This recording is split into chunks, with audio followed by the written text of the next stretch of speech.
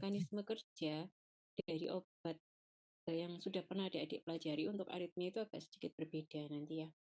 Jadi ada beberapa yang mungkin sudah pernah dipelajari seperti obat golongan beta blocker ataupun golongan calcium channel blocker itu juga akan digunakan dalam terapi aritmia gitu ya, tetapi hanya sedikit perbedaan di um, di mekanisme kerjanya. Baik, saya mulai terlebih dahulu dengan bagaimana jantung itu bisa melakukan pemompaan darah gitu ya. Kenapa kok kemudian atrium dan ventricle itu bisa berkontraksi? Jadi semuanya itu dimulai dari adanya perangsangan listrik di jantung. Jantung itu adalah organ yang dia itu agak sedikit berbeda dengan organ yang tersusun dari otot lainnya gitu ya, karena jantung itu dalam keadaan kita sedang beraktivitas ataupun dalam kondisi kita sedang istirahat sekalipun, jantung akan tetap bekerja gitu ya, tanpa ada perintah. Berbeda dengan otot rangka. Kalau otot rangka itu kan dia akan bergerak ketika ada perintah, ketika ada keinginan, ketika ada stimulus. Sedangkan jantung itu dia akan terus bekerja dalam kondisi apapun gitu ya.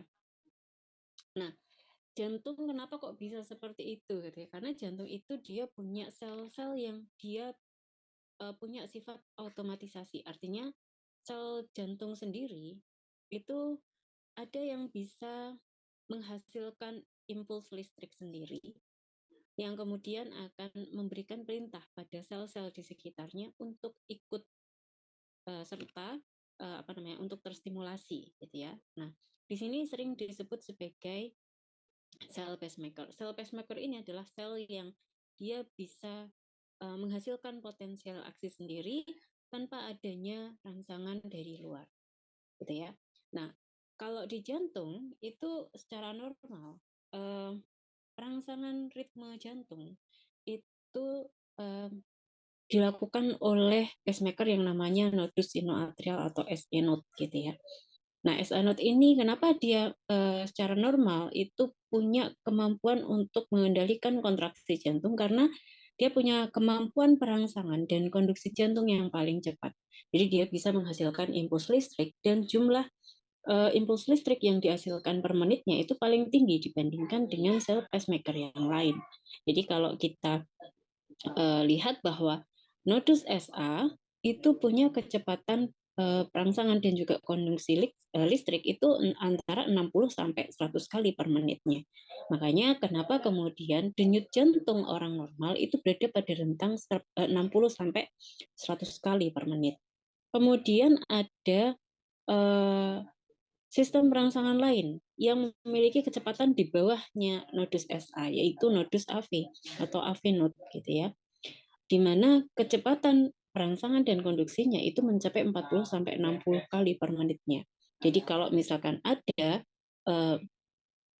gangguan ya dari pembentukan impuls ataupun gangguan pada konduksi dari SA node itu bisa jadi diambil alih oleh AV node gitu. Jadi yang punya kecepatan lebih tinggi itu dia akan memimpin gitu ya, akan mengambil alih peran dari sel pacemaker yang nantinya bisa mempengaruhi sel jantung secara keseluruhan. Kemudian ada sistem Purkinje juga memiliki perangsangan konduksi listrik itu antara 15 sampai 40 kali per menit. Artinya di sini kalau kita lihat urutannya SA node yang paling tinggi, kemudian AV node, sistem Purkinje. Jalur internodus dan juga berkas atrioventrikular itu juga memiliki kemampuan untuk menghasilkan impuls listrik secara mandiri dan juga dia akan bisa menghasilkan konduksi listrik yang juga kecepatannya di bawah itu. Tapi dia akan bisa mengambil alih juga jika ternyata perangsangan listrik dari jalur internodus ataupun berkas atrioventrikular itu saat itu dia yang lebih cepat gitu ya. Artinya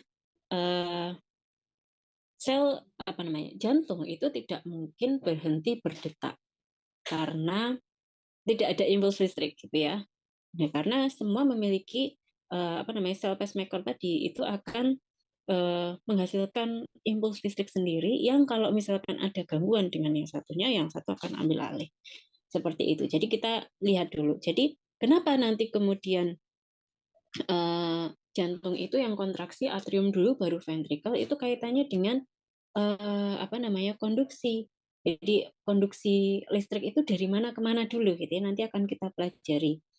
Nah, ini kalau kita lihat di sini, ini adalah letak dari S anode. S anode itu ada di bagian atrium, dia berada pada bagian antara pembuluh darah yang masuk ke atrium dengan di bagian ujung atrium.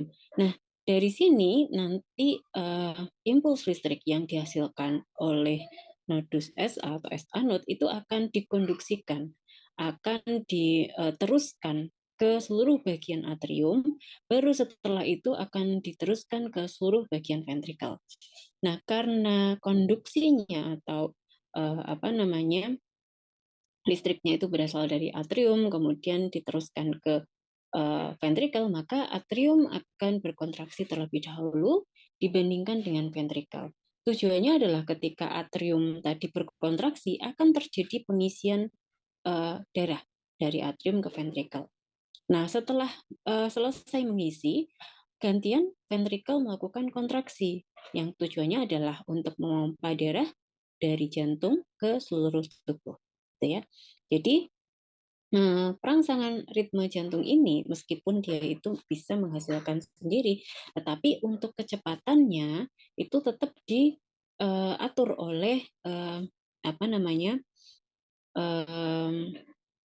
neurotransmitter yaitu norepinefrin sama asetilkolin.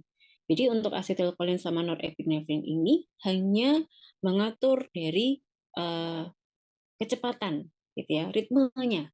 Apakah dia dipercepat ataukah diperlambat gitu ya. Jadi kalau misalkan butuh kekuatan atau jumlah yang darah yang dipompa lebih banyak, maka dia akan mempercepat ritme.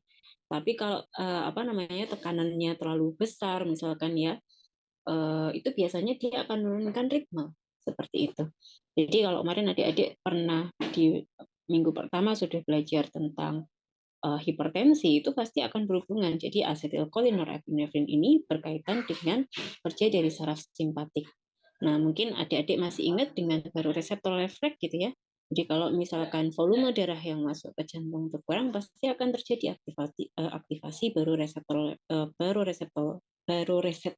refleks yang kemudian dia akan menstimulasi peningkatan aktivitas saraf simpatik. Dari mana? Yaitu dengan cara meningkatkan jumlah asetilkolin dan norepinefrin sehingga kemudian terjadi peningkatan ritme jantung. Oke, kita lanjut ya. Nah, ini adalah aktivitas elektrik normal yang ada di jantung. Jadi kalau tadi adik-adik sudah sekilas belajar, gimana sih kok bisa terjadi kontraksi? Jadi kapan dia berkontraksi? Kontraksi itu terjadi untuk di atrium ya, apabila impuls listrik yang berasal dari nodus SA itu sudah disebarkan ke seluruh bagian atrium. Baru kemudian atrium bisa berkontraksi. Nah, kapan terjadi kontraksi ventricle? Apabila seluruh impuls listrik tadi sudah disebarkan melalui avenot, kemudian ke serabut Purkinje yang ada di seluruh bagian ventricle. Nah, baru kemudian akan ventrikelnya akan berkontraksi. Nah, ini ada hubungannya dengan gambaran EKG. Jadi kenapa EKG itu ada gambaran seperti ini, ada gelombang P, Q, R, S, T, ini berkaitan dengan kelistrikan dan juga kontraksi jantung. Jadi kalau kita lihat di sini, ketika terbentuk kontraksi jantung, ini biasanya sudah terbentuk gelombang P. Jadi gelombang P itu dimulai dari mana? Gelombang P itu mulai dari apa namanya konduksi impuls dari SA node, dia menjalar ke seluruh uh, bagian dari atrium. Nah, setelah itu akan mengalami kontraksi. Jadi kalau sudah ada gelombang P, dia berarti sudah kontraksi. Yang kontraksi siapa? Yang kontraksi adalah atriumnya. Nah, kapan terbentuk kalau kalau ventricle itu kontraksi akan terbentuk gambaran apa di EKG? Kalau apa namanya kontraksi di ventricle yang terbentuk adalah gambaran gelombang QRS. Jadi yang menunjukkan bahwa ada kontraksi ventrikel itu menunjukkan gelombang QRS. Ketika terjadi relaksasi, jadi si apa namanya ventrikelnya itu sudah apa namanya terjadi relaksasi, maka akan muncul yang namanya gelombang T di sini. Makanya adik-adik kenapa ada ST elevation gitu ya pada apa namanya ACS kemarin ini berhubungan dengan kerja jantungnya. Apakah kemudian mempengaruhi dari kontraksi ventrikel dengan adanya PJK tadi. Jadi di sini kalau kita lihat apa namanya antara gelombang apa namanya antara gambaran EKG dengan terjadinya potensial aksi baik di atrium ataupun ventricle itu saling berhubungan. Jadi mulai gelombang P menunjukkan adanya potensial aksi di atrium, sedangkan QRS itu menunjukkan adanya potensial aksi di ventricle. Gitu ya. Jadi adik-adik bisa memahami hal tersebut. Nah, apa hubungannya dengan aritmia? Aritmia pasti akan ada hubungannya dengan pembentukan dari impuls ataupun um, konduksi. Konduksi itu penghantaran ya, penghantaran impuls tadi sehingga menyebabkan gangguan dari kontraksi, baik itu kontraksi atrium ataupun kontraksi ventrikel. Oke, jadi ini saya utarakan sedikit tentang apa namanya bagaimana tadi terjadinya konduksi listrik, meskipun tadi sudah saya jelaskan ya.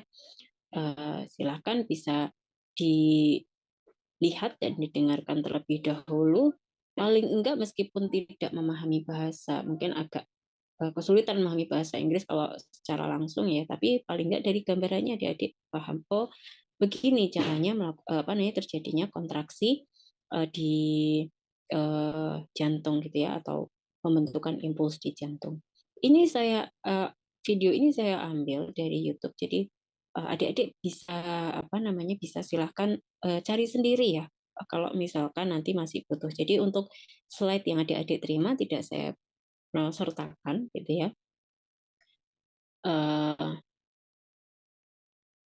Karena takutnya nanti apa namanya berkaitan dengan uh, banyak hal ya. Jadi yang pertama dari segi apa namanya besarnya file gitu ya, atau mungkin dari segi hak cipta dan sebagainya gitu ya. Jadi punya adik-adik slide yang saya bagikan tidak saya berikan. Tapi silahkan nanti boleh mencari sendiri dan ini mudah ditemukan. Silahkan disimak dulu ya.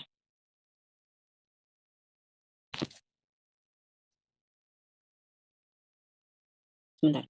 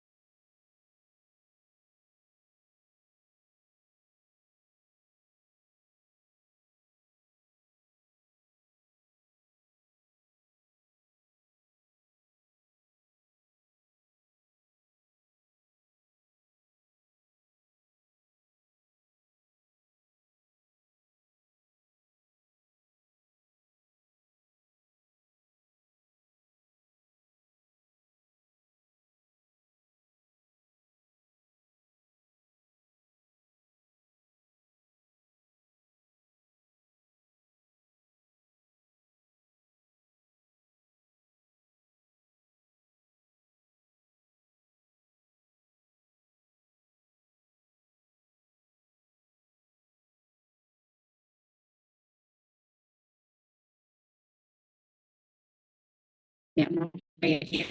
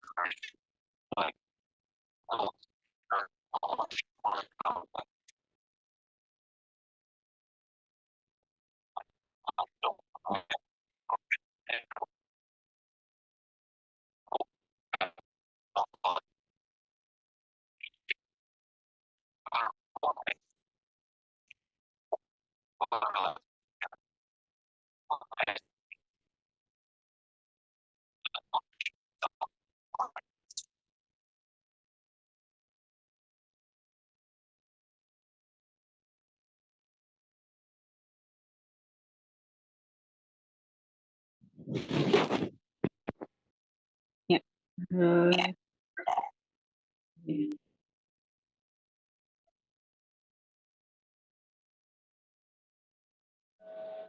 Nanti bisa dicari sendiri ya untuk videonya. Kayaknya tadi saya nggak tahu apakah kedengaran dengan baik atau enggak.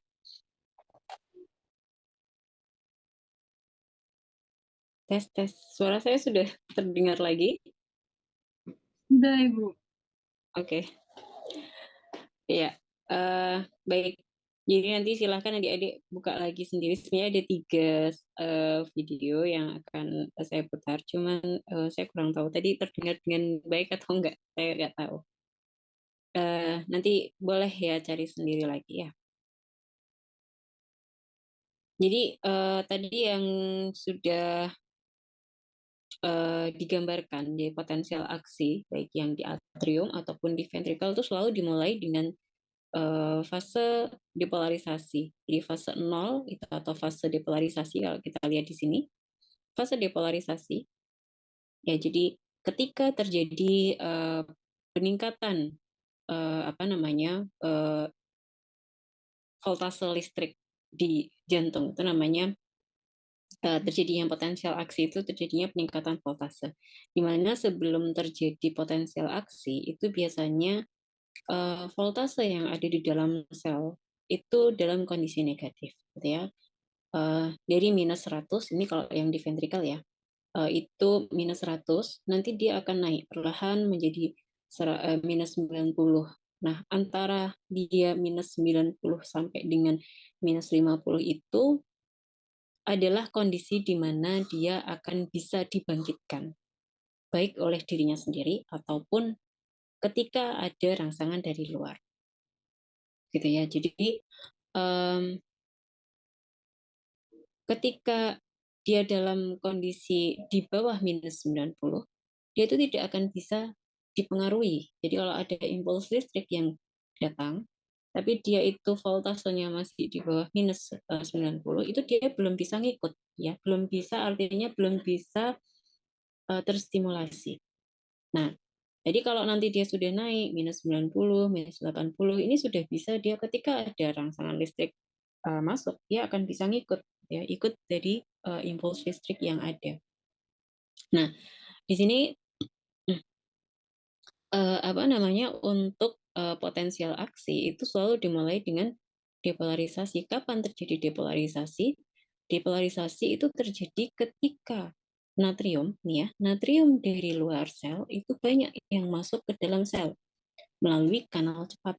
Jadi jumlah yang masuk itu langsung banyak. Natrium yang masuk dalam jumlah yang banyak. Itu akan meningkatkan voltase atau listrik di dalam sel itu akan meningkat dengan cepat voltasenya, gitu ya, meningkat dengan cepat. Terus dia akan naik ya, naik kemudian sampai voltasenya itu positif, gitu ya.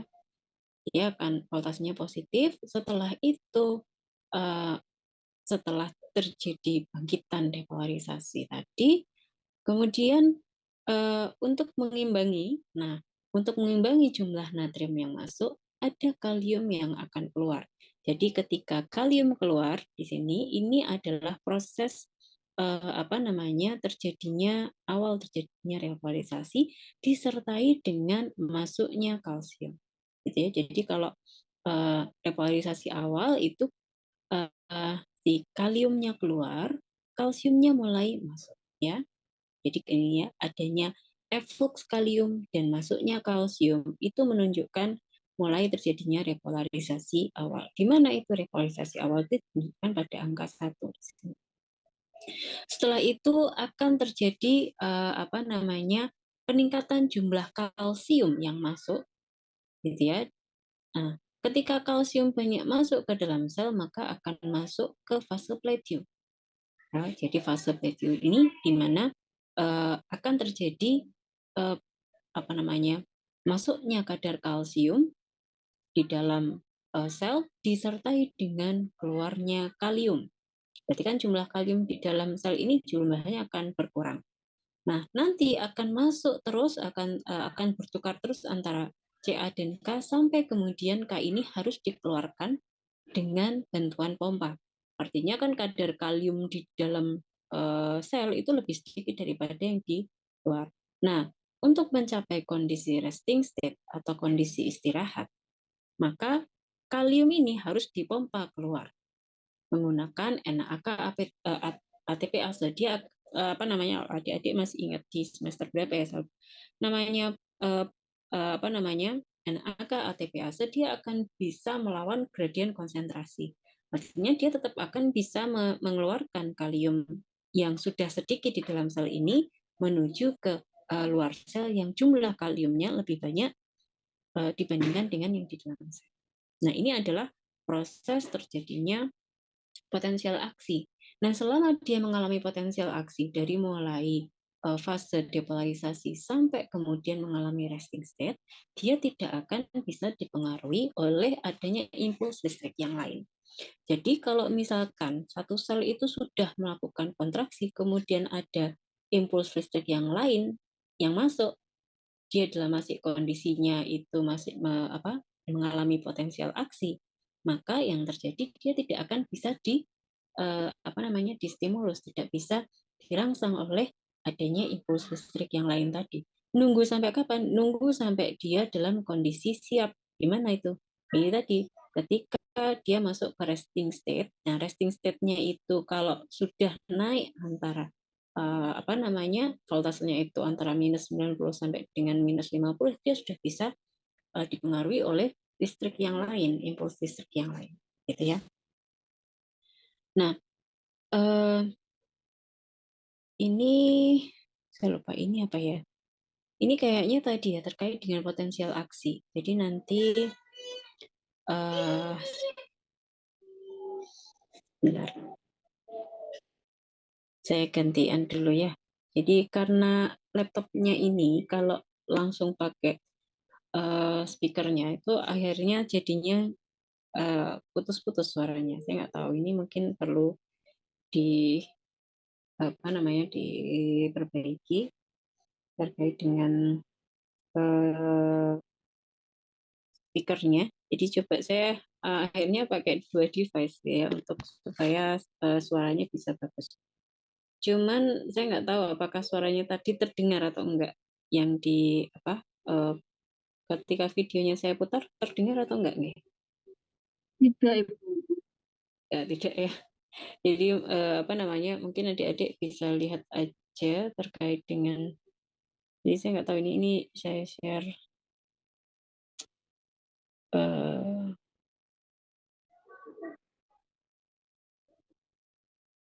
coba sih.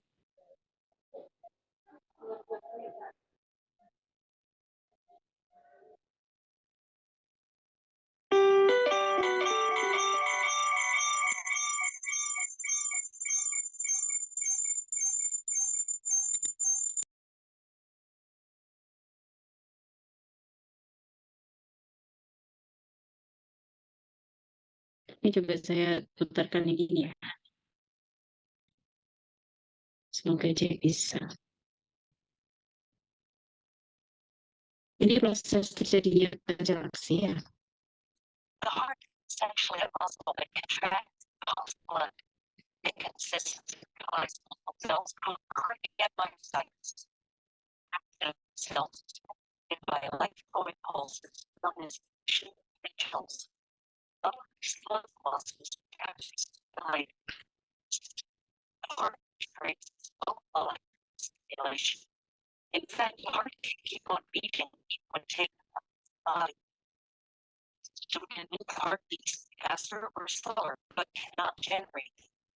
The impulses start from a small group of myocytes called pacemaker cells, which constitute the cardiac conduction system. These are modified myocytes that have the ability to contract and become specialized for initiating and the PSA node is primary need for the heart. It all heart control heart rate. PSA node is damaged. The parts they take over this role. Cells PSA node fires spontaneous reaction.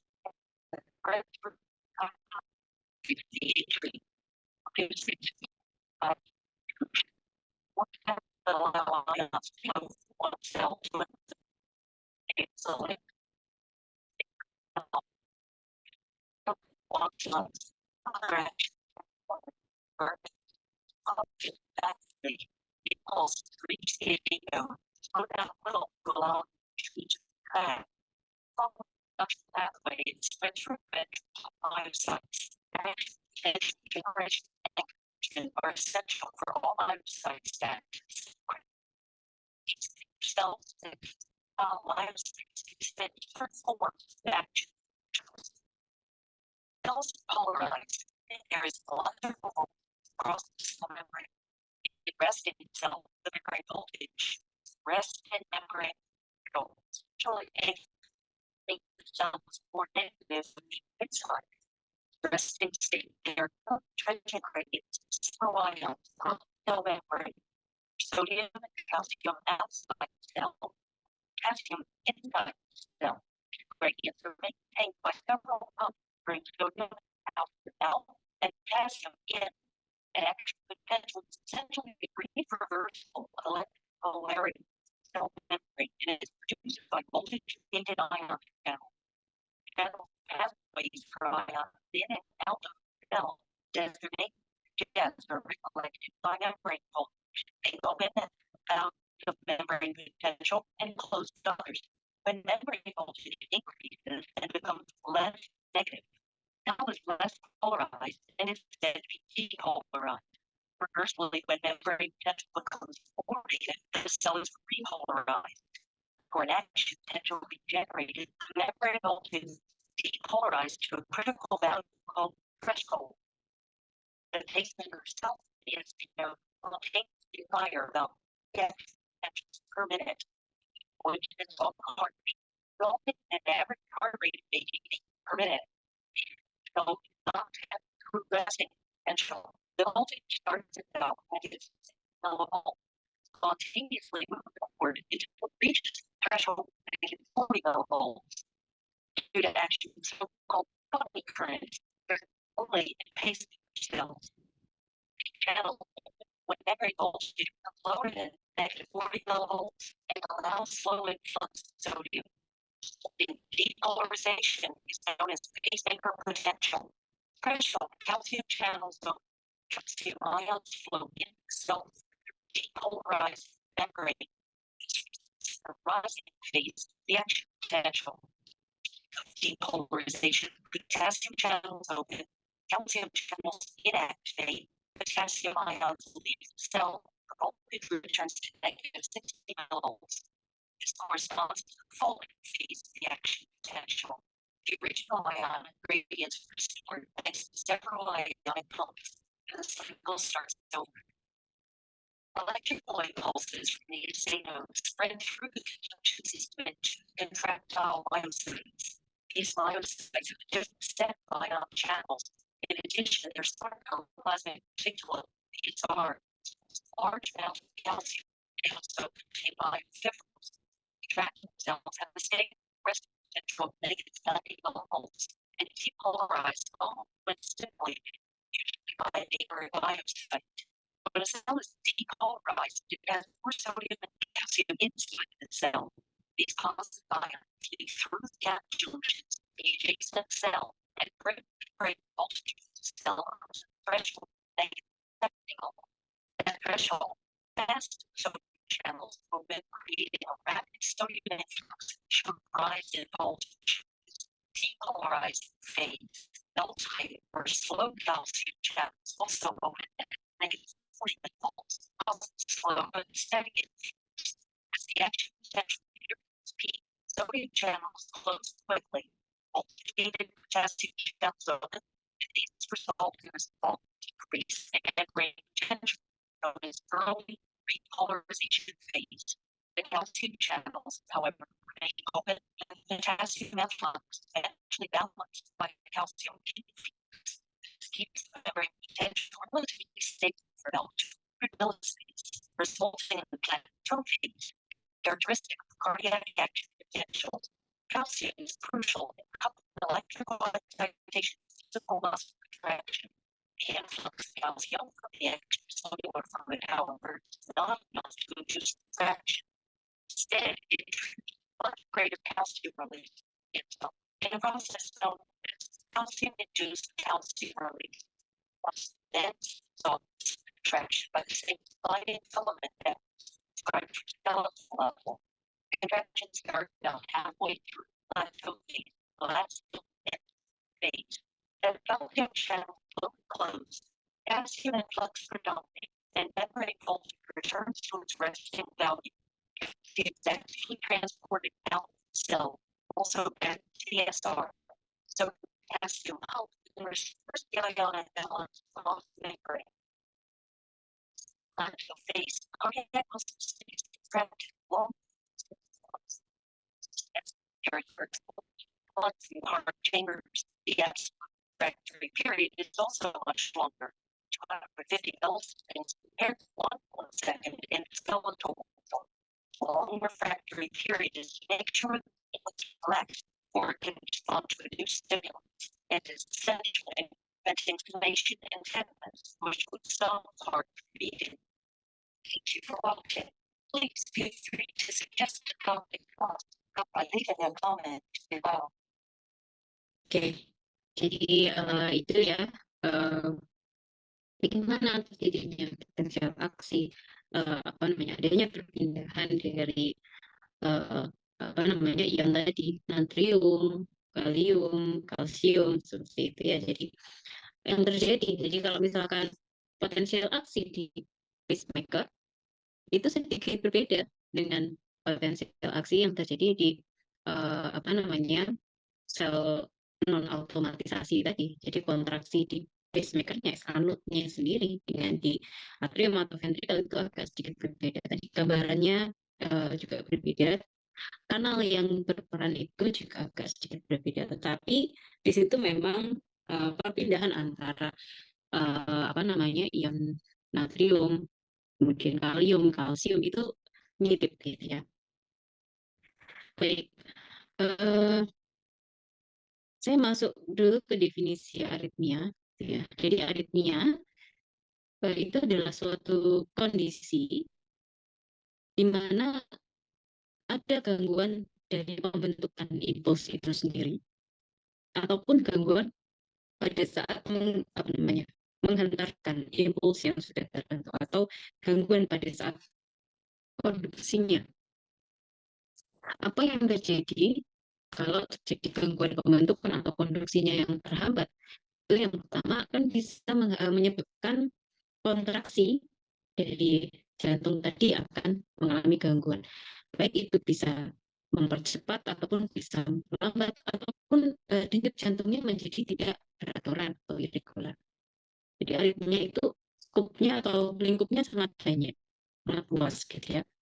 Berbeda dengan hipertensi, adik-adik akan bisa memahami hipertensi itu kayak gitu, fisiologinya, mekanisme kerja obatnya itu lebih mudah. Sedangkan aritmia ini karena berhubungan dengan listrik jantung, tadi yang berhubungan dengan elektrolit, berhubungan dengan konduksi listrik dan sebagainya, ini agak banyak yang perlu dipahami. Cuma memang nantinya yang akan kita bahas itu tidak semua ya, tidak detail semua jenis-jenis aritmia.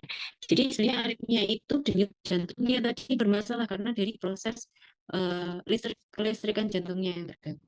Bisa denyut nadinya itu melambat atau dipercepat. Kalau melambat, istilahnya adalah bradykardia. Kalau cepat itu namanya takikardia. Biasanya kalau takikardia denyut jantungnya itu di atas 100 kali per menit. Dengan bradykardia biasanya di bawah 40 kali per menit. Kalau denyut jantung yang tidak beraturan itu bisa jadi denyut jantungnya itu jumlahnya sama. Misalkan dalam 1 menit di antara 60 sampai 100. Tetapi ternyata antara denyut jantung yang satu dengan denyut yang lain, atau jarak antara nadi yang satu dengan nadi yang lain itu tidak tidak sama jaraknya. Ada yang jaraknya ada yang pendek, ada yang panjang, seperti itu namanya denyut yang tidak beraturan atau irregular tadi ya.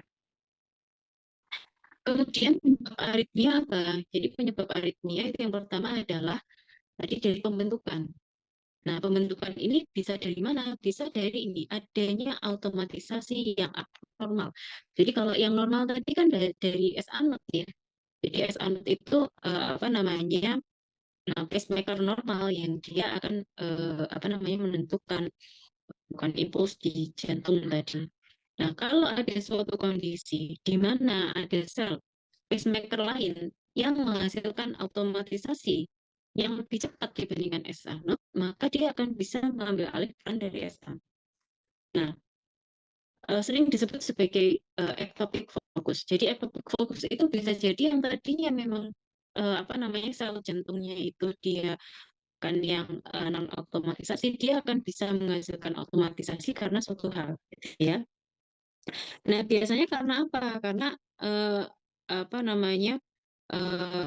ada kerusakan dari sel miokat karena adanya hipoksia. Jadi kalau adik-adik melihat sel miokat yang rusak itu karena apa?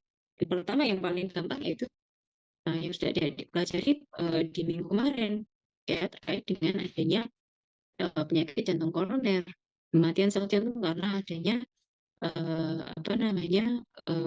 ACS, akut coronary syndrome, yang menyebabkan hipoksia atau bahkan sampai terjadinya kematian sampai itu bisa menyebabkan adanya gangguan pada pembentukan impulsnya. Kemudian ada ketidakseimbangan elektrolit, misalkan ketidakseimbangan antara kalium, kalsium, seperti itu ya. Ya itu juga akan bisa berpengaruh terhadap kerja jantung. Jadi kalau ada kondisi hiperkalemia atau hipokalemia, pasti yang terkena terlebih dahulu adalah kerja jantung, gitu ya. Kemudian selain adanya abnormalisasi pada pembentukan impuls listrik itu sendiri, ada juga kelainan konduksinya. Jadi impulsnya baik-baik saja, S anode bisa bekerja dengan baik, tetapi yang terjadi adalah konduksinya yang mengalami gangguan. Jadi misalkan harusnya udah nyampe nih, misalkan dalam sepersekian detik itu sudah nyampe ke avenue, tapi ternyata nggak sampai-sampai, ya bisa karena itu. Atau eh, justru karena adanya hambatan, malah yang apa namanya terjadi adalah proses konduksi abnormal atau re-entry yang kemudian menyebabkan dia mengambil alih dari eh, sistem konduksi impulsnya tadi. Jadi dia nanti yang apa namanya, sebenarnya dia adalah listrik yang berasal dari S anode, tapi karena nyampe nya lama, gitu ya, nyampe nya lama, kemudian dia apa namanya bisa mengambil alih, ya kalau misalkan S anode-nya itu belum menghasilkan impuls listrik yang lain, maka impuls listrik yang tadi nggak nyampe-nyampe tadi itu bisa kemudian mengambil alih peran dari S anode. Jadi ada proses entry di sana. Nah, ini adalah salah satu, sebenarnya ini ada banyak ya, ini bagaimana kemudian terjadi aritmia. Ini ada tipe-tipe aritmia juga. Kapan disebut re-entry, kapan kemudian ada efek fokus. Mungkin ini bisa adik-adik lihat sekilas terlebih dahulu untuk mengetahui apa maksudnya, kenapa ada gangguan impuls ataupun re-entry dan sebagainya. Ya, kita simak dulu sebentar ya.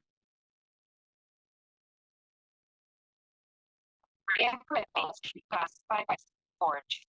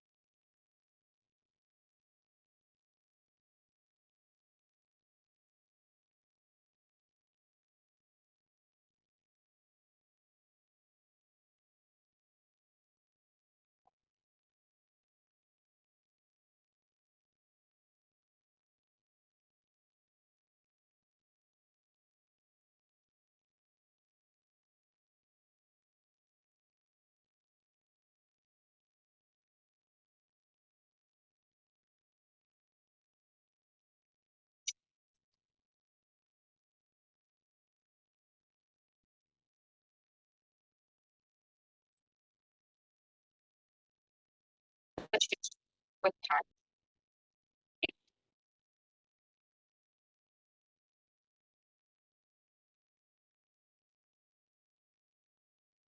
Ya. Baik gitu ya. Jadi kalau tadi kita lihat bahwa em, apa namanya, aritmia itu macam-macam. Tadi kayak misalkan ada yang saya kasih contoh ya, ada flutter, ada fibrilasi. Flutter itu bisa terjadi di atrium, bisa juga apa namanya, terjadi di ventricle, dan juga apa namanya, fibrilasi. Nah, kalau kayak tadi atrial flutter gitu ya, atrial flutter itu atriumnya yang apa namanya, kontraksinya itu sangat cepat ya. Tetapi bedanya antara flutter sama fibrilasi, kalau flutter itu biasanya dia cepat, tapi masih reguler, denyutnya itu cepat tetap ya, tapi jarak antara satu denyut dengan denyutan yang lain itu bisa jadi apa namanya, jaraknya sama. Tapi kalau fibrilasi itu cepat tapi tidak reguler, artinya tidak teratur. Jadi bisa jaraknya itu pendek-pendek. Nah, eh, kalau kita lihat tadi, kalau dari video, atrial flutter itu biasanya terjadi karena adanya proses re-entry. Entah itu dari S anode ataupun dari AVEN. Ya, terjadi proses re-entry. Muter seperti ini. Nah, ya, dia muter. Ini lokal ini local re-entry. Jadi ya, tadi kalau kita lihat yang atrial flutter itu dia cuma balik aja dari S anode, dia masuk ke sini, masuk lagi gitu ya. Dia muter-muter sehingga yang di ventricle ini dia hanya apa namanya, kontraksinya itu impulse listriknya itu dari diambil alih oleh avenode. Jadi antara denyut nadi yang di maaf, denyut atrium sama ventricle-nya itu tidak apa namanya, tidak sinkron gitu ya, atriumnya cepat, ventricle-nya apa namanya, berfungsi seperti biasa. Ini akan mengganggu proses pengisian apa namanya, pengisian darah gitu ya, dari atrium ke ventricle. Nah, kalau apa namanya, re-entry dari avenode itu juga bisa. Re-entry dari avenode tadi akan bisa menyebabkan terjadinya apa namanya, kontraksi yang cepat di uh, ventricle. Ya, jadi kalau misalkan terjadi re-entry ya, dia kontraksi antara ventricle sama atriumnya tetap tidak sinkron. Gitu ya, karena kenapa kok bisa terjadi proses re-entry? Nah, di sini biasanya kalau ini ada blokade ya, ada blokade di mana kalau kita lihat di sini ini adalah gambaran impuls yang normal gitu ya, konduksi yang kondisi impuls yang normal. Sedangkan di gambar yang di bawah ini adalah proses reentry. Jika terjadi blokade, maka dari S anode gitu ya, dari S anode ini impuls listrik akan dikonduksikan atau dialirkan ke beberapa arah, termasuk yang ada di namanya persimpangan gitu ya. Nah nanti kalau yang di gambar atas di sini, ini itu antara impuls yang lewat jalur satu dengan jalur dua akan bertemu di jalur ketiga ini dan saling meniadakan. Jadi akan hilang. Tetapi kalau di gambar yang di bawah ini impuls listrik dari S anode yang dikonduksikan ini kan harusnya ketemu di tiga nih. Nah karena di sini nggak ketemu maka dia dilanjutkan terus ke tempat yang nantinya akan bisa meniadakan. Artinya dia impuls listriknya akan terus diteruskan ke arah yang belum ada impuls listrik. Nah, sebagian listriknya tadi, impuls listriknya akan kembali ke jalur dua karena jalur dua ini ada sebagian yang belum apa namanya mendapatkan konduksi listrik. Nah, setelah itu secara perlahan bisa jadi aliran listrik ini akan bisa melewati dari adanya blokade di area kedua. Nah, jika kalau kita lihat ya, kalau yang warna biru ini kemudian nyampe di bagian di sini, sedangkan yang warna merah ini sudah tidak ada. Artinya kan kalau dari S anode itu setelah ada, nanti dia berhenti dulu, setelah itu ada lagi ya. Jadi kalau ini nggak ada, maka justru nanti impuls listrik akan diambil alih oleh yang garis yang warna biru ini. Jadi dia nanti akan bisa mengantarkan impuls listrik ke S anode ataupun ke segala arah sehingga dia akan mengambil alih apa namanya impuls listrik yang memang harusnya dari S anode. Jadi bukan dari S anode lagi. Jadi siapa ya dari sini? Ini aslinya memang dari S anode, tapi ini adalah listrik yang tertahan tadi, impuls listrik yang dia kembali. Dan dia mengambil alih. Nah, proses reentry tadi yang kemudian menyebabkan terjadinya kekacauan, gitu ya. Nah, itu kalau yang dari contohnya tadi ya atrial flutter tadi. Kalau atrial fibrilasi ataupun ventricular fibrilasi itu biasanya terjadi karena adanya ectopic focus. Jadi ada beberapa, kalau adik-adik lihat tadi ectopic focus ada beberapa sel-sel yang menghasilkan apa namanya impuls listrik yang kecepatannya itu hampir bersamaan gitu ya, hanya beda selisih sekian. Nah itu tadi ada banyak ya, kalau di atrium di banyak tempat dia menghasilkan impuls listrik, di ventricle juga seperti itu. Akhirnya apa? Nah akhirnya akan terjadi kekacauan, jadi si ventricle-nya itu denyutnya cepat tapi tidak teratur, tergantung siapa dulu yang akan apa namanya bisa merangsang apa namanya sel tadi untuk berkontraksi gitu ya. Jadi secara umum mekanisme kenapa bisa terjadi aritmia ya tadi ada dua, satu dari pembentukan impulsnya sendiri, bahwa ada banyak ectopic focus baik itu di atrium ataupun di ventricle. Yang kedua dari konduksinya, di konduksi itu mekanisme yang paling sering adalah reentry.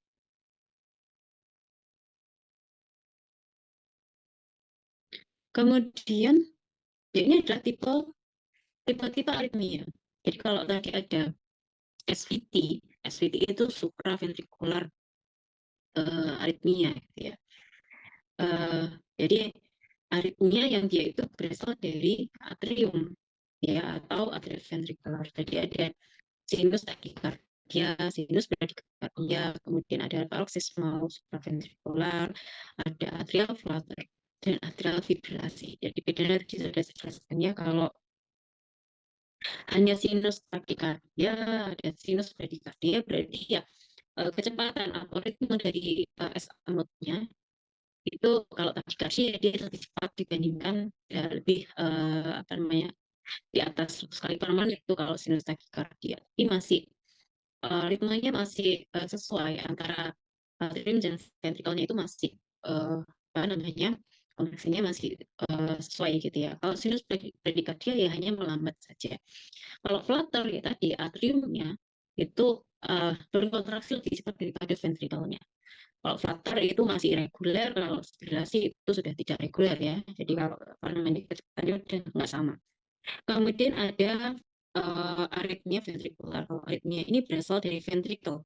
Jadi jenisnya macam-macam. Tadi ada apa namanya tachycardia ventricle, kemudian ada juga heart block. Kalau heart block itu eh, ritme yang apa namanya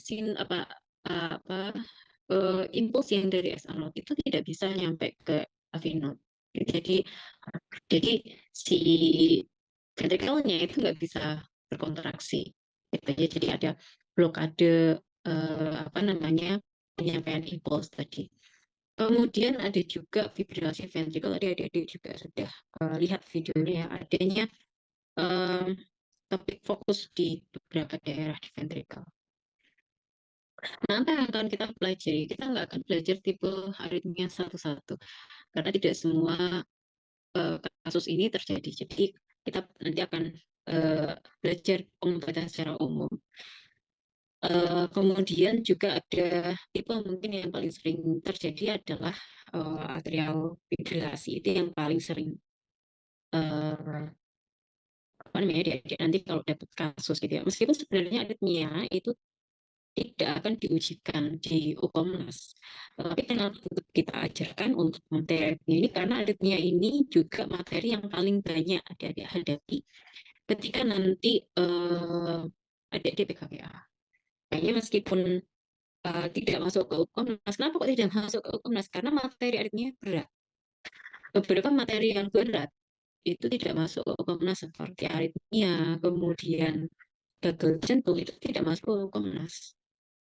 Tetapi itu banyak ditemui ketika jadi praktek nanti di PKPA rumah sakit.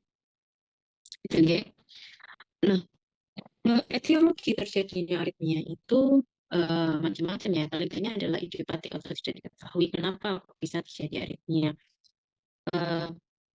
Tapi ada etiologi yang sebenarnya disebabkan karena penyakit komorbid seperti hipertensi. Ini dulu adik-adik di awal-awal pertemuan itu saya jadi hipertensi ini salah satu penyakit yang paling sering menjadi penyebab dari penyakit lain, termasuk apa namanya ACS, gitu ya. Hipertensi bisa menyebabkan terjadinya ACS, hipertensi bisa menyebabkan terjadinya gagal jantung, bisa menyebabkan terjadinya gagal ginjal, bisa menyebabkan terjadinya stroke, bahkan hipertensi juga bisa memicu terjadinya aritmia.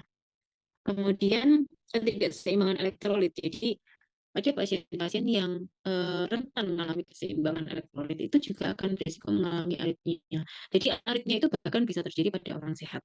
Gitu ya. Apa namanya bukan selalu harus sakit ini dulu baru aritmia, tidak. Tapi aritmia itu juga bisa terjadi pada orang sehat kalau misalkan apa namanya nggak ada penyakit jantung misalkan ya. Hanya karena adanya gangguan elektrolit misalkan pasca mual muntah hebat atau diare yang menyebabkan ketidakseimbangan elektrolit bisa terjadi aritmia. Kemudian ada hipertiroid, gagal jantung sendiri juga akan bisa menyebabkan terjadinya aritmia. Aritmia bisa menyebabkan terjadinya gagal jantung. Dan ada juga obat-obatan yang kemudian meningkatkan resiko aritmia. Jadi obat anti aritmia sendiri ada yang bersifat pro aritmia. Salah satunya, salah banyaknya adalah amiodaron, digoxin, beta blocker, init dan sebagainya. Ini adalah obat-obatan yang dipakai di kasus aritmia, tapi ternyata juga bisa menyebabkan aritmia itu sendiri. Tapi tidak semua ya, tidak semua aritmia, jenis aritmia itu bisa terjadi dengan penggunaan obat-obatan. Tapi paling tidak adik-adik sudah apa namanya mengetahui bahwa aritmia itu bisa disebabkan karena obat-obatan, efek samping obat, karena tidak seimbangan elektrolit, karena atau karena adanya kondisi penyakit komorbidnya pasien. Nah, untuk terapi anti aritmia sebenarnya kalau dibaca mungkin di biro, obat anti aritmia itu sendiri sudah jarang, udah apa namanya kan sebagai pilihan yang paling sering digunakan. Tapi justru non farmakologi ini yang paling sering dipakai karena memberikan hasil yang lebih baik dan juga efek samping yang lebih sedikit. Evidence base-nya untuk beberapa obat anti aritmia itu juga kontroversi ya sebenarnya. Maksudnya karena memang ternyata itu di beberapa obat anti aritmia itu justru bersifat pro aritmia. Nah, tapi nanti kita akan bahas karena farmasi pasti ada hubungannya dengan obat dan beberapa obat tersebut meskipun evidence base-nya itu tidak terlalu bagus tapi tetap digunakan. Jadi untuk yang terapi farmakologi itu untuk obat-obatnya nanti kita ikuti klasifikasi Vogt William.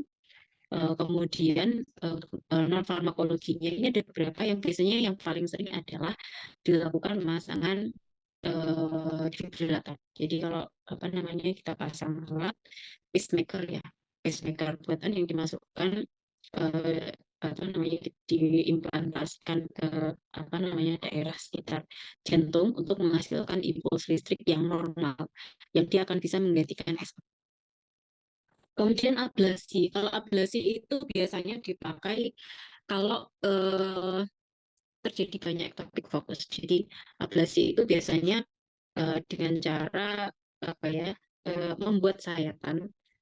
Membuat sayatan itu bisa berupa diberikan panas atau dingin. Jadi dimasukkan alat itu untuk kemudian menghentikan apa namanya konduksi dari ectopic fokusnya tadi supaya tidak mengaruhi sel sekitarnya itu diputus, yaitu dengan cara dibuat sayatan menggunakan rangsangan panas rangsangan dingin tadi.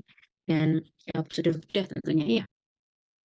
Ini yang kemudian paling sering digunakan untuk terapi pada aritmia. Kalau misalkan aritmia tersebut tidak bisa apa namanya dikontrol dengan obat-obatan.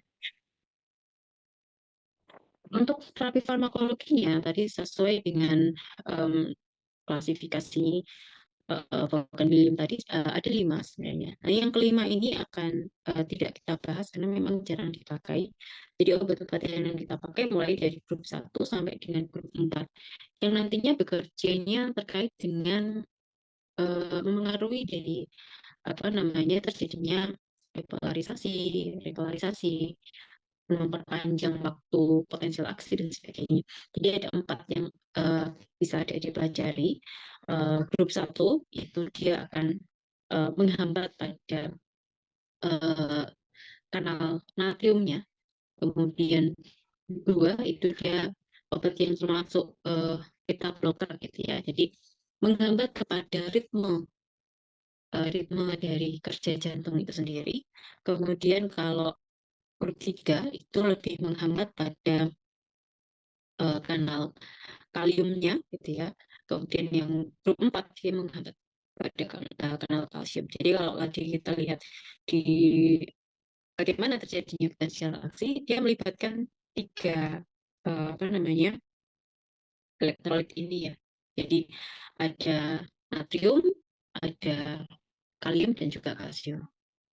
Nah, beta blocker tadi terkait dengan apa namanya kecepatan ritme dari impuls dari kerja jantung tadi atau ritme jantungnya tadi dipengaruhinya dari sel apa kerja saraf simpatik yang berhubungan dengan nanti bisa dihambat ya oleh blocker. Nah, klasifikasi anti aritmia ini didasarkan pada mekanisme kerjanya. Gitu ya. Jadi kalau kita lihat di sini kelas 1 kelas 1 yang dia menghambat pada masuknya natrium pada saat apa namanya proses depolarisasi itu perbedaannya ada di sini. Jadi apakah dia akan memperpanjang periode refraktori atau enggak? Jadi periode refraktori itu periode di mana dia mulai mengalami depolarisasi sampai repolarisasi. Kemudian juga apa namanya obat-obatan anti aritmia ini itu ada yang menurunkan kecepatan koneksinya, ada juga yang menurunkan automatisasi. Jadi sel-sel yang bisa yang bisa menghasilkan impuls sendiri itu akan berkurang dengan penggunaan obat-obatan ini. Langsung saja kita bahas untuk satu persatu dari grup yang pertama. Jadi kalau grup 1 tadi ada 3 ya, ada 1A, 1B, 1C. Perbedaannya adalah pada memperpanjang ERP-nya atau potensial aksinya atau refractory period-nya. Jadi ini efektif refractory period. Jadi ketika dia dalam kondisi mengalami potensial aksi, dia tidak bisa dirangsang oleh impuls listrik yang lain. gitu kan ya. Jadi selama dia mengalami potensial aksi sudah teraktivasi, dia nggak bisa diaktifasi lagi. Jadi nunggu dia istirahat, dia resting state, kemudian dia akan bisa dirangsang kembali oleh impuls listrik yang lain. Nah, yang membedakan antara grup 1A, 1B, dan 1C adalah di sini. Apakah mempanjang ERP atau enggak? Panjang periode refractory atau tidak. Jadi kalau yang secara umum, apa namanya,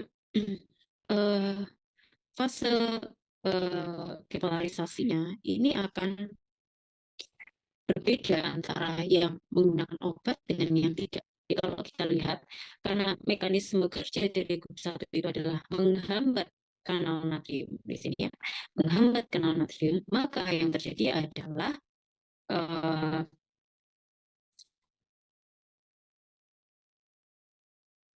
dipolarisasi. Proses dipolarisasi ini menjadi lebih lambat dibandingkan dengan yang tidak menggunakan obat. Jadi kalau yang garisnya berwarna biru ini dia tidak menggunakan obat atau proses potensial aksi secara normal.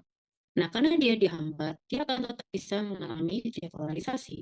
Tetapi kita lihat di sini garisnya lebih condong, artinya lebih lama proses terjadinya depolarisasi.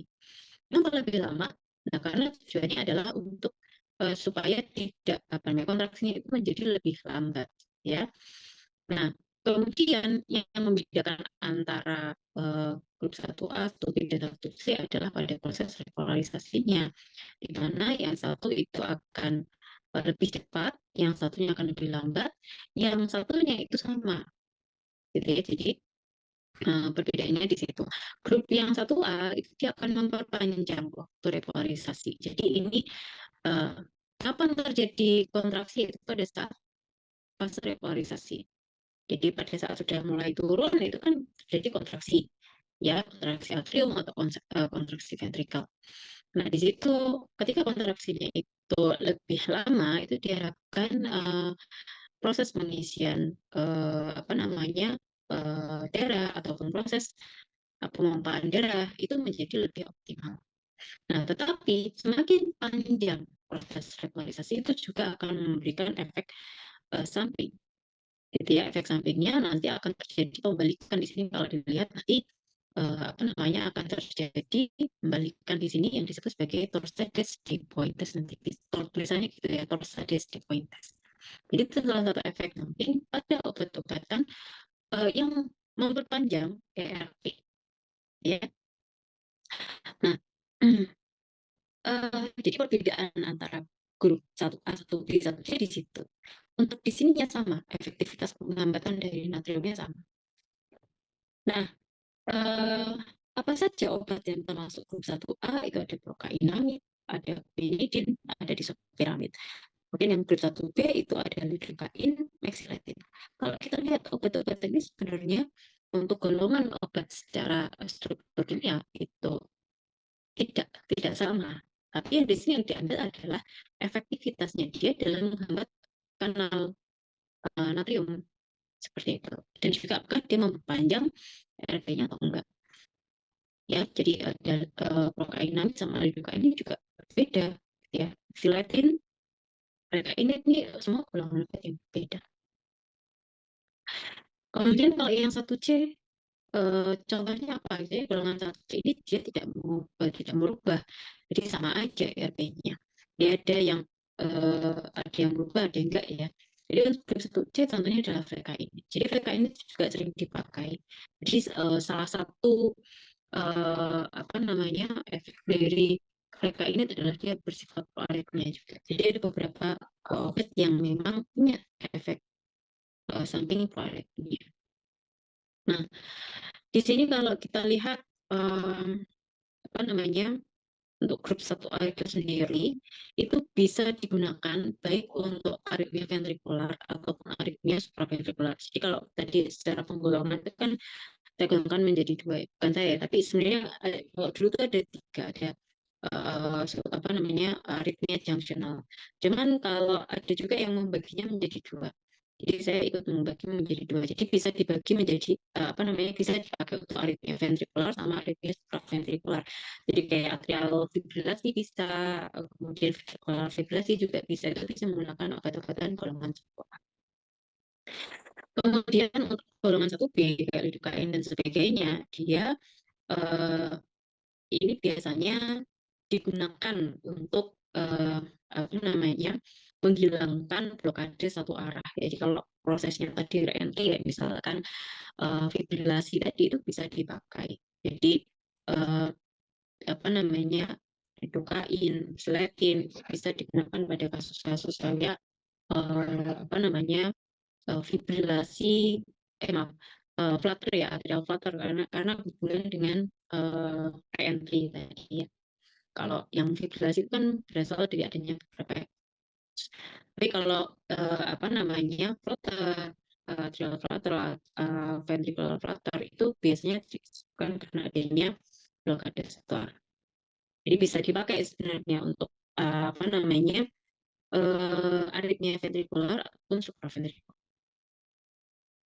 Cuman yang mekanismenya berhubungan dengan reentry tadi. Kemudian untuk grup 1C, contohnya tadi flecainid. Jadi kalau flecainid itu, karena tadi bersifat dia punya efek sampingnya yaitu aritmia, dia sebenarnya hanya efektif ya pada aritmia subventrikular ventrikular saja. Tapi untuk aritmia ventrikular itu justru akan menyebabkan dia akan terjadi efek proaritmianya, sehingga PKN itu tidak bisa digunakan pada sembarang jenis aritmia, karena tadi beberapa kalau dilihat dari kasus penggunaan PKN ternyata justru pada kasus-kasus aritmia ventrikular itu akan lebih berat aritmianya ketika diberikan PKN. Kemudian untuk grup 2 itu beta blocker. Jadi beta blocker adik-adik sudah paham ya, mekanisme kerjanya kan dia menghambat pada reseptor beta ya, baik beta 1 ataupun beta 2. Propanolol, esmolol ini paling sering dipakai pada kasus aritmia. Jadi kalau ada pasien aritmia diberikan propanolol, biasanya dosisnya agak sedikit berbeda dengan dosis yang dipakai pada hipertensi. Meskipun dosis di sini memang tidak menjadi kompetensi adik-adik ya, tapi nanti kalau adik-adik menghadapi studi kasus, kita adik-adik bisa melihat bisa mencari ya perbedaan dosis antara yang untuk aritmia dengan hipertensi. Jadi ini bisa dipakai. Mekanisme kerjanya hampir sama, dia menghambat pada reseptor beta, dan di sini beta blocker yang diberikan pada kasus pasien dengan penyakit jantung itu memang tujuannya adalah untuk menghambat proses remodeling. Jadi kalau di hipertensi dulu kan kita sudah belajar bahwa beta blocker itu hanya diberikan sebagai pilihan pertama jika memang sudah ada penyakit jantung koroner, penyakit kardiovaskular. Ya, entah itu PCK, entah itu aritmia dan sebagainya, itu bisa diberikan sebagai first choice-nya. Karena memang dengan diberikan beta blocker akan menghambat proses remodeling jantung. Kemudian untuk grup 3, dia akan menghambat pada kanal kalium. Ya, jadi kalau kita lihat di sini kanal kalium berhubungan dengan proses pancingan ERP. Jadi repolarisasinya menjadi lebih lambat ya. Nah, anti aritmia kelas 3 ini bisa memperpanjang periode refraktor. Nah, tadi kalau terlalu panjang repolarisasinya itu juga tadi efeknya bisa menyebabkan terjadinya efek Versadis Dupointes tadi ya. Kemudian obat-obat yang bisa sering dipakai itu ada dofetilid, ibutilid, ada sotalol. Sotalol ini sebenarnya adalah beta blocker. Tetapi kenapa sotalol dimasukkannya bukan pada grup beta blocker, bukan grup 2 tapi masuknya grup 3, karena sebenarnya sotalol itu punya beberapa mekanisme kerja, tetapi ternyata efek penghambatan kepada kaliumnya itu lebih besar, sehingga kemudian sotalol di obat aritmia itu maksudnya itu ketika dia dimasukkan kepada hambatan terhadap apa namanya maksudnya atau keluarnya kalium ya atau effluxnya kalium. Jadi kalium itu kan tadi dikeluarkan dari dalam sel keluar sel. Nah, karena dia bisa menghambat ini dengan lebih baik, maka dia dimasukkan ke grup 3. Kemudian obat juga yang paling sering dipakai lagi adalah amiodaron. Amiodaron dan dronedarone ini hampir mirip mekanisme kerjanya. Yang membedakan adalah kalau dronedarone ini punya efek samping yang lebih rendah. Ini jadi kalau amiodaron sebenarnya punya beberapa aktivitas juga. Jadi amiodaron juga paling sering juga digunakan di kasus aritmia karena dia punya beberapa mekanisme. Dia menghambat kanal NA juga iya, menghambat reseptor beta yang selektif juga iya, dia akan menghambat kanal kalium iya. Tapi yang efeknya paling banyak yaitu paling besar yaitu menghambat kanal kalium sehingga kemudian dia dimasukkan ke grup A. Kemudian obat untuk grup 3 ini efektifnya itu biasanya dipakai aritmia baik yang ventrikular ataupun supraventrikular ya, baik amiodaron, sotalol dan sebagainya. Nah, untuk dronedarone ini biasanya dipakai untuk jangka panjang pada kasus permanen AF. Jadi atrial fibrilasi yang gejalanya masih ada meskipun sudah menggunakan obat itu sering disebut sebagai permanen persisten AF. Nah, persisten AF itu pasti membutuhkan obat aritmia jangka panjang. Biasanya dipakainya dronedarone bukan amiodaron karena toksisitas dari dronedarone yang lebih kecil dibandingkan dengan amiodaron. Kalau efektivitasnya sama antara amiodaron dengan dronedarone, tapi toksisitasnya itu lebih banyak amiodaron sehingga untuk pemakaian jangka panjang lebih dipilih yang dronedarone. Kemudian grup 4 adalah calcium channel blocker. Jadi calcium channel blocker itu dia menghambat kepada masuknya kalsium dari luar sel ke dalam sel. Jadi dia berkaitan dengan proses repolarisasi awal. Ya, jadi apa namanya dia akan menghambat yang menurunkan apa namanya memperlama proses terjadinya repolarisasi awal. Nah, beberapa obat yang masuk dalam grup ini itu tidak semua CCB atau calcium channel blocker. Jadi hanya calcium channel blocker yang apa namanya non dihidropiridin saja seperti verapamil dan juga diltiazem. Sedangkan nifedipin, nicardipin ataupun apa namanya calcium channel blocker yang dihidropiridin lainnya itu tidak memiliki efek anti-aritmia.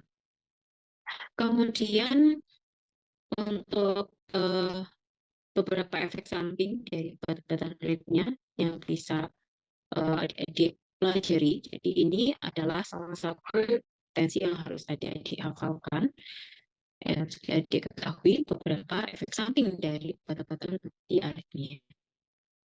Kemudian ini adalah beberapa hal yang perlu dimonitoring ketika memberikan amiodaron karena amiodaron tadi memang obat yang paling sering dipakai pada kasus apa namanya aritmia. Adik-adik juga harus paham obat-obatan efek samping yang sering muncul. Jadi ini adalah pulmonary fibrosisnya yang paling sering apa namanya terjadi dengan kasus penggunaan amiodaron pada pasien aritmia. Jadi apa yang dilakukan untuk memonitoring apakah pasien itu mengalami efek samping pulmonary fibrosis atau enggak. Jadi makanya harus dilakukan radiografi paling enggak ya 12 bulan sekali ya, 12 bulan sekali harus dicek apakah kemudian terjadi apa namanya fibrosis pada paru. Kemudian kalau memang terjadi harus dihentikan penggunaan amiodaronnya dan diberikan terapi kortikosteroid. Jadi kortikosteroid ini fungsinya adalah untuk memperbaiki apa namanya ya, struktur dari paru. Jadi kalau ada pernah dengar kortikosteroid dipakai untuk pematangan paru pada anak atau bayi yang lahir prematur, ya. itu fungsinya adalah untuk pematangan dari struktur baik struktur tahap tadi. Kemudian ada juga efek samping yang muncul, jadi kayak misalkan hipotiroid, kemudian hipertiroid, hepatotoksisitas. Ini ada beberapa yang perlu adik-adik monitoring selama menggunakan amiodaron. Ya, jadi ada beberapa hal yang perlu dimonitoring selama menggunakan amiodaron karena saking banyaknya efek samping yang terjadi. Kemudian ini adalah namanya dose adjustment. Jadi ada obat-obatan tertentu yang harus disesuaikan dosisnya berkaitan dengan adanya kerusakan organ metabolismenya. Jadi kalau kita lihat di sini HIV berarti dia itu di di metabolismenya itu pada hepar. Artinya kalau ada kerusakan di hepar atau di hati, maka dia perlu disesuaikan. Kalau REN berarti dia di renal. Jadi metabolismenya itu di dua tempat, di hepar dan di renal. Jadi kalau ada kerusakan baik itu di hepar, misalkan pasiennya mengalami sirrosis atau pasiennya mengalami gagal ginjal kronis stadium 5 misalkan, maka dia harus dievaluasi dosisnya. Jadi contohnya misalkan disopiramid ya. Ini disopiramid ini obatnya di metabolisme di dua tempat, di hepar dan juga di ginjal. Kalau ada kerusakan pada hepar ataupun ginjal, maka harus disesuaikan dosis. Kemudian contoh lain ini quinidin. Quinidin ini hanya di metabolisme di hepar. Jadi kalau misalkan pasiennya itu ada gagal ginjal kronis, maka dia tidak perlu disesuaikan dosisnya. Hanya kalau ada kerusakan hepar aja, misalkan cirrhosis tadi ya. Kemudian, nah ini akan dibahas terkait dengan atrial fibrilasi. Jadi atrial fibrilasi ini salah satu bentuk aritmia supraventrikular yang paling sering terjadi. Ya, atrial fibrilasi tadi berarti kalau atriumnya itu berkontraksi dengan cepat dan tidak teratur. Kalau kontraksinya cepat dan tidak teratur, apa yang akan terjadi? Pengisian darah ke jantung itu tidak akan maksimal. Kalau cepat tapi teratur itu masih lebih baik gitu ya. Tapi kalau cepat tapi tidak teratur, itu jumlah darah yang masuk ke dalam ventrikel itu jumlahnya tidak sama. Gitu ya.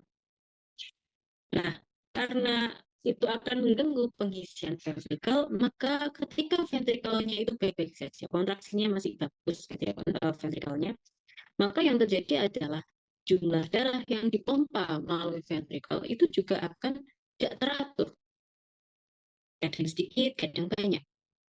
Ventrikel itu kan hanya memompa apa yang ada di dalamnya. Kalau pengisiannya tidak sempurna, pengisiannya jumlahnya tidak sesuai, maka yang dipompa oleh ventrikel itu juga volumenya itu tidak akan sama antara satu kontraksi dengan kontraksi yang lain. Nah, apa yang akan terjadi? Resiko terjadinya tromboemboli pada kontraksi. Kalau kemarin sudah saya jelaskan di gagal jantung ya, hampir mirip. Jadi kalau gagal jantung risiko menyebabkan terjadinya tromboemboli ya karena proses atrial fibrilasi ini. Jadi gagal jantung bisa menyebabkan atau memicu terjadinya atrial fibrilasi. Aritmia pun bisa salah satunya itu terjadinya atrial fibrilasi tadi. Nah, atrial fibrilasi itu pasti akan menyebabkan terjadinya komplikasi tromboemboli. Tromboemboli akan bisa menyebabkan terjadinya sumbatan terutama pada pembuluh darah perifer. Ya, yang berbahaya adalah ketika jembatannya terjadi di otak, maka bisa memicu terjadinya stroke. Nah, pada kasus atrial fibrilasi ada beberapa pengobatan yang perlu diberikan. Ya, ada prevention pada pasien AF, meskipun tidak semuanya. Jadi untuk mencegah stroke, biasanya pasien harus diberikan obat. Selain diberikan antiaritmia tadi, harus diberikan obat untuk mencegah terjadinya tromboemboli, yaitu pasien diberikan antiplatelet ataupun antikoagulan. Nah, antikoagulannya adik-adik sudah pelajari ya di materi Siska. Jadi ada heparin, kemudian ada warfarin, ada LMBH seperti enoxaparin, fondaparinux dan sebagainya. Kemudian ada antiplatelet seperti aspirin dan clopidogrel. Ini bisa diberikan pada pasien. Nah, apakah semua pasien yang mengalami AF harus diberikan pencegahan stroke? Tidak semuanya. Hanya pasien-pasien yang besar kemungkinan terjadinya stroke baru diberikan stroke prevention dengan menggunakan antikoagulan ataupun antiplatelet. Siapa saja ini? Pasien yang ada komplikasi DM, pasien dengan gagal jantung, pasien dengan hipertensi, riwayat stroke, ada penyakit kardiovaskular disease, kemudian ada usia lansia lebih dari 65 tahun. Ini adalah faktor pertimbangan untuk diberikan antiplatelet. Kalau usianya kurang dari 65 tahun, tidak ada komplikasi tersebut di atas, maka bisa di-skip untuk pemberian antikoagulan ataupun antiplatelet. Ya. Itu nggih. Nah, ini adalah tata laksana terapi pada kondisi AF. Jadi, pada pasien atrial flutter ataupun atrial fibrillasi, itu kita lihat dulu gejalanya. Kalau berat langsung diberikan BCC. Jadi dilakukan defibrillator. Ya, direct current cardioversion biasanya pakai defibrillator. Tadi sering lihat di film-film tentang kedokteran itu bisa dilakukan seperti itu, atau bisa dilakukan ablasi dan sebagainya. Tapi kalau severe biasanya pakai defibrillator lebih dahulu. Nanti kalau misalkan sudah membaik dan ternyata gejalanya masih ada, baru kemudian disarankan untuk melakukan tindakan farmakologi atau bisa ditambahkan dengan untuk meminimalisir. Tapi kalau gejalanya itu minimal atau moderate, itu biasanya diberikan dulu obat-obatan. Jadi bisa menggunakan beta blocker atau surgeon blocker, digoxin. Itu untuk menurunkan rate-nya, ventricular rate-nya atau kecepatan denyutnya. Kemudian jika ada atrial flutter, ya tadi kalau misalkan diberikan obat-obatan masih mengalami atrial flutter, ya dilakukan ablasi. Kemudian kalau sudah kembali ya ritmenya itu sudah sudah kembali, bisa ditambahkan warfarin kepada orang-orang yang tadi memang membutuhkan. Kemudian ini rate-nya sudah terkontrol, tapi dia masih dalam kondisi AF, gitu ya. Jadi masih mengalami atrial fibrillasi ataupun atrial flutter, itu bisa diberikan antitrombotik. Jadi kayak misalkan tadi menggunakan antiplatelet tadi ya. Kemudian ini kalau misalkan efeknya tidak bagus, bisa dilakukan elective cardioversion, jadi misalkan dengan pemasangan pacemaker dan sebagainya tadi. Nah, kemudian ini untuk yang permanen AF. Jadi kalau permanen atau persisten ya, persisten AF itu harus diberikan obat-obatan untuk mencegah terjadinya tromboemboli. Jadi meskipun sudah diberikan obat-obatan, kok kemudian masih kalau dilihat dari EKG-nya itu masih menunjukkan atrial fibrillasi ataupun atrial flutter, maka bisa diberikan obat ini. Jadi kalau risikonya rendah, diberikan antiplatelet. Kalau risikonya tinggi, bisa diberikan antikoagulan. Nah, yang perlu diperhatikan adalah ketika memberikan antikoagulan adalah targetnya. INR-nya harus berapa? Jadi INR itu kalau terlalu kan ada range-nya ya. Kalau terlalu rendah itu efektivitasnya kurang. Kalau terlalu tinggi risikonya adalah perdarahan. Jadi target dari warfarin INR-nya antara 2 sampai 3. Ya, range targetnya adalah 2,5. Tapi range normalnya 2 sampai 3. Di bawah 2 itu berarti efek dari antikoagulannya itu tidak tercapai. Kalau lebih dari 3, maka resiko terjadinya perdarahan semakin besar. Gitu ya. Jadi kalau sudah diberikan anti aritmia kok masih gejalanya AF-nya masih ada, tetap harus diberikan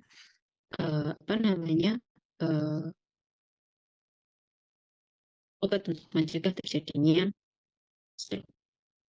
Ini adalah risiko dari terjadinya permanen AF.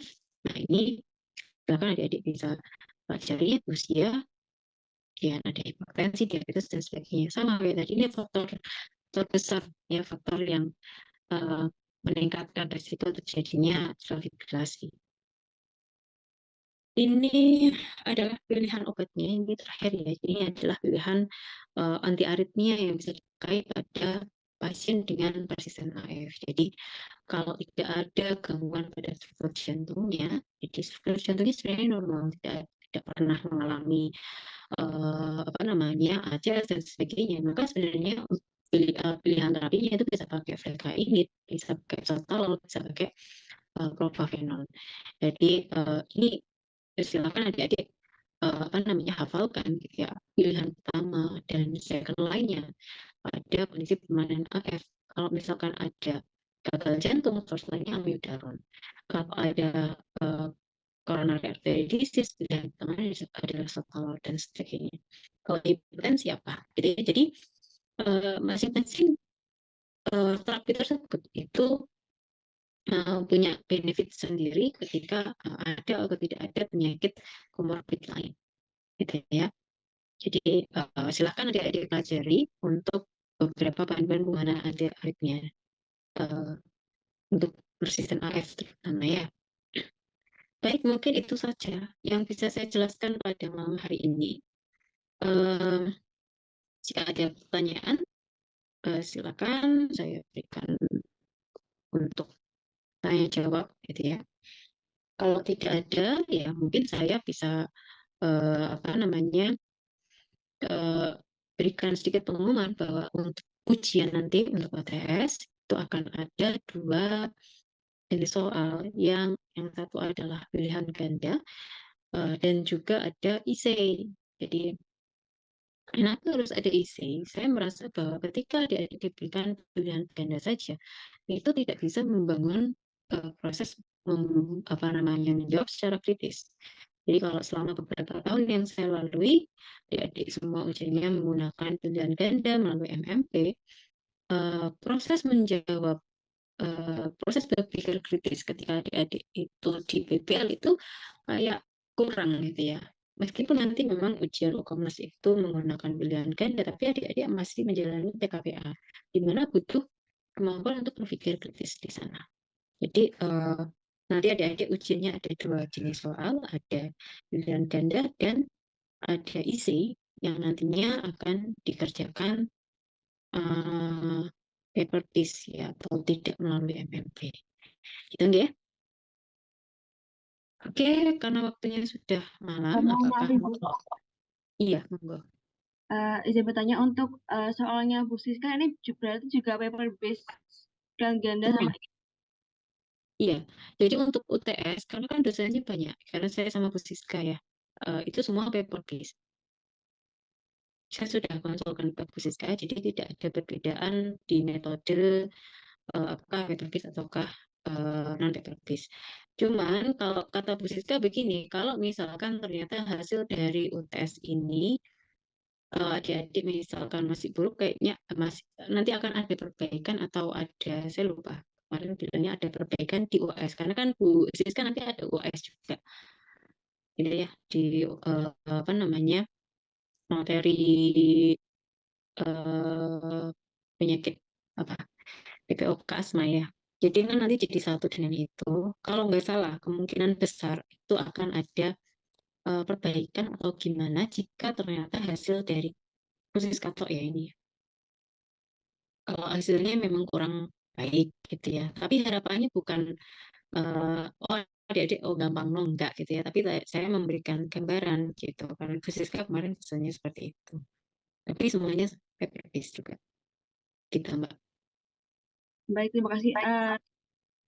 Ini ada teman yang lupa absen, apakah boleh lakukan pemutihan ya Bu? Boleh. Karena kan ini juga kuliahnya nggak sesuai dengan jadwal. Jadi monggo silakan kalau mau pemutihan. Baik Bu, terima kasih. Oke, ada lagi mungkin yang mau ditanyakan, boleh terkait dengan materi, boleh juga terkait dengan apa namanya pelaksanaan UTS. Tapi jangan tanya soalnya ya. Saya nggak akan kasih sekarang. Ya, Ada yang mau ditanyakan terlebih dahulu?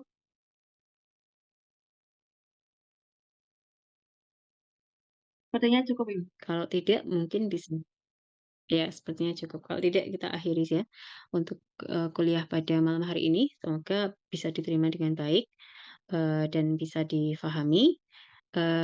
Insya Allah kita ketemu lagi di ujian minggu depan, ya UTS. Selamat belajar semuanya, semoga sukses untuk ujiannya. Oke, saya akhiri, kurang lebihnya mohon maaf. Terima kasih. Assalamualaikum warahmatullahi wabarakatuh. Waalaikumsalam. Saya akhiri Waalaikumsalam nggih. warahmatullahi Terima wabarakatuh. kasih, Terima Bu. kasih, Bu. Saya akhiri nggih.